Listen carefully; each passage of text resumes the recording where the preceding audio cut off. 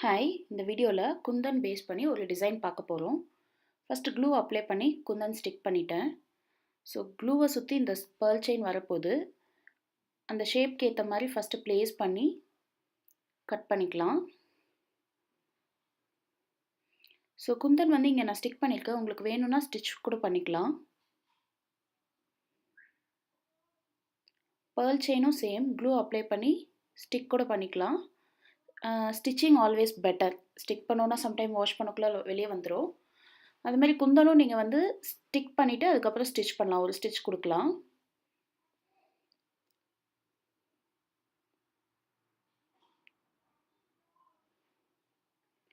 இது வந்து zigzag stitch மாதிரி தான் கொடுப்போம். ஆனால் பா ஷேப்பில் கொடுப்போம். ஸோ சைடில் ஒரு chain, middle of pearl chain ஒரு செயின், அகெயின் சைடில் ஒரு செயின் கொடுப்போம். அப்புறம் ஒரு பேர்ல் செயினுக்கு மிடில், ஒரு பேர்ல் செயினுக்கும் மிடில் லாக் பண்ணுவோம். இது ஏன் பா ஷேப்பில் கொடுக்குறோன்னா, நம்ம ஜிக்ஸாகாக கொடுக்கக்குள்ள நமக்கு பர்ஃபெக்டாக மிடிலுக்கு வராது. சம்டைம்ஸ் அந்த அங்கே சைடில் இருக்கிற அயனில் வந்து த்ரெட்டு சிக்கிக்கும்.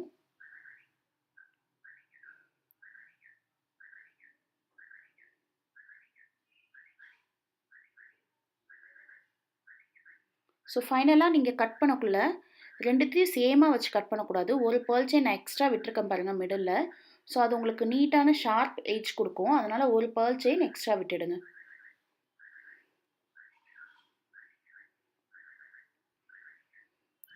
ஸோ இப்போ நான் இது வந்து கோரா, டிசைனர் கோரான்னு சொல்லுவாங்க. இப்போ நான் ஸ்டிச் பண்ணுறத ஆக்சுவலி ஜாதி கோரான்றது டிஃப்ரெண்ட். ஜாதினா வந்து உங்களுக்கு அந்த ஸ்ப்ரிங் வந்து கொஞ்சம் மெலிசாக இருக்கும், உள்ளே இருக்கிற கேப் கம்மியாக இருக்கும். கோரானா உள்ளே இருக்கிற கேப் கொஞ்சம் பெருசாக இருக்கும். உங்களுக்கு ஸ்டிச்சும் ரொம்ப ஈஸியாக வரும். நீங்கள் ஜர்தோசி ஸ்டிச் உங்களுக்கு வரலன்னா ஃபஸ்ட்டு கோராவில் ப்ராக்டிஸ் பண்ணலாம். ஸ்ப்ரிங் சைஸ் பெருசாக இருக்கும். அதில் நல்லா கம்ஃபர்ட்டாக வந்த அப்புறம் நீங்கள் ஜாதியில் ப்ராக்டிஸ் பண்ணலாம். நான் இங்கே வந்து கோராவை யூஸ் பண்ணி கண்டினியூஸ் ஸ்டிச் தரேன்.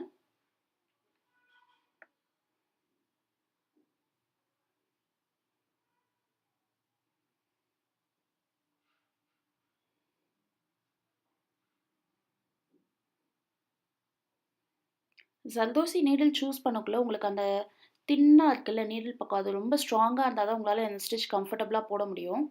அந்த இடம் சில ஸ்டிச்சில் சில நீடிலில் வந்து வளவலன்னு இருக்கும், ரொம்ப பெண்ட் பண்ணுற மாதிரி. பெண்ட் ஆகுற மாதிரி இருந்தால் உங்களால் கம்ஃபர்ட்டாக போட முடியாது. நீடில் உடஞ்சிருமோன்ற பயத்திலே ரொம்ப ஸ்லோவாக போடுவீங்க. ஸோ அந்த இடம் திக்காக இருக்கிற மாதிரி பார்த்து வாங்கிக்கோங்க.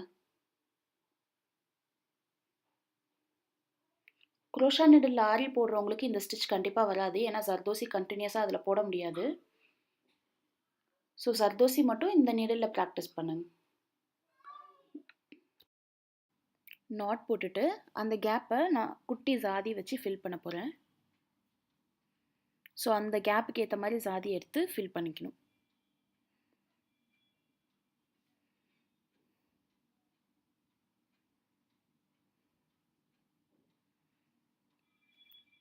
இப்போ நான் ஜஸ்ட் செயின் ஸ்டிச் அவுட்லைன் கொடுக்க போகிறேன்.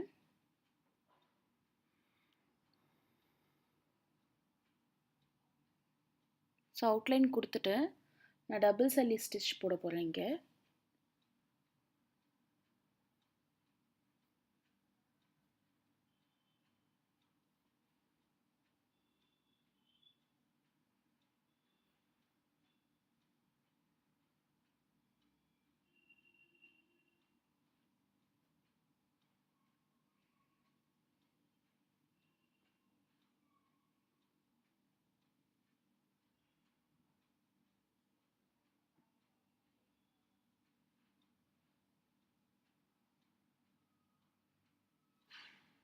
ஒரு small chain, long chain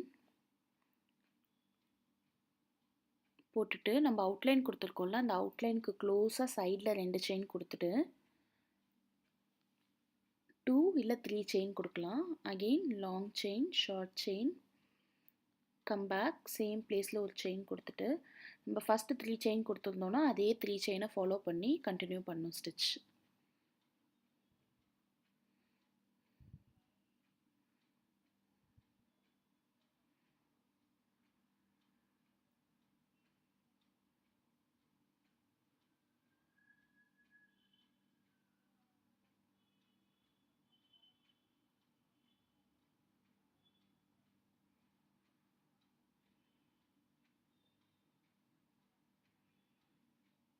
so இங்கே 3 செயின் போட்டு நாட் போட்டுட்டு அகெயின் நெக்ஸ்ட் சைட்லேருந்து ஸ்டார்ட் பண்ணணும். ஸ்டார்ட் பண்ணும்போது சைட் செயின்லேருந்து ஸ்டார்ட் பண்ணணும், ஏன்னா மிடில் லைன் ஆல்ரெடி அங்கே இருக்குது. இன்னொரு முக்கியமான பாயிண்ட் என்னென்னா, சைட் செயின் போடக்குள்ள அந்த மிடில் லைனுக்குள்ளே இருந்து தான் ஸ்டார்ட் பண்ணணும். அப்போ தான் உங்களுக்கு கேப்ஸ் எதுவும் தெரியாது.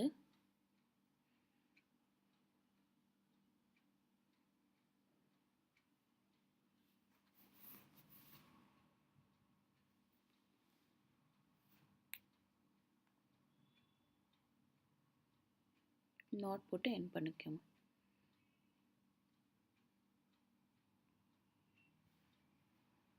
தேங்க்யூ.